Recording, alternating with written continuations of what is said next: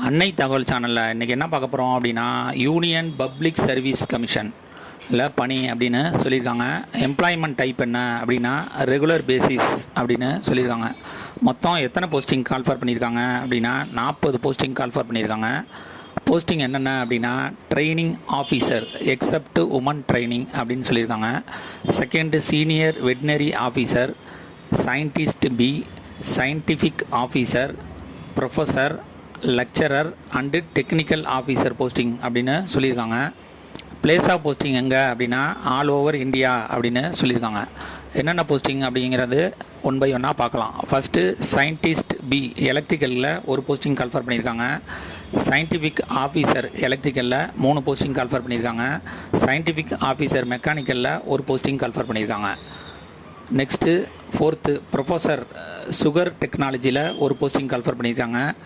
Fifth lecturer sugar இன்ஜினியரிங்கில் ஒரு posting call for பண்ணியிருக்காங்க.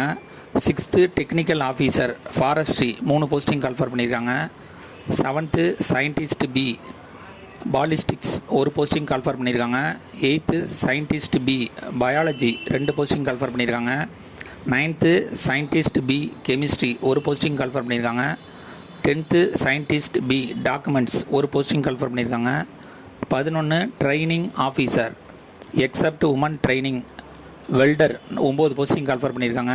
12 சீனியர் வெட்னரி ஆஃபீஸர் 16 போஸ்டிங்க்கு கால்ஃபர் பண்ணியிருக்காங்க. எஜுகேஷ்னல் குவாலிஃபிகேஷன் என்ன எதிர்பார்க்குறாங்க அப்படின்னா டிஃப்ரெண்ட் டைப் ஆஃப் போஸ்டிங்கிறதுனால diploma, BE, BTech, MSc, BVSc and H முடித்தவங்க இதுக்கு விண்ணப்பிக்கலாம் அப்படின்னு சொல்லியிருக்காங்க. மெத்தட் ஆஃப் செலெக்ஷன் எப்படி தேர்ந்தெடுக்கிறாங்க அப்படின்னா ஆன்லைன் மூலியமாக விண்ணப்பிக்கிறவங்க ரெக்யூர்மெண்ட் டெஸ்ட்டு வைக்கிறாங்க. அதில் செலக்ட் பண்ணுறவங்களுக்கு டைரக்ட் இன்டர்வியூ மூலியமாக ஆளுங்களை எடுப்போம் அப்படின்னு சொல்லியிருக்காங்க. இந்த எக்ஸாமுக்கு ஆன்லைன் மூலியமாக மட்டும்தான் விண்ணப்பிக்க முடியும்.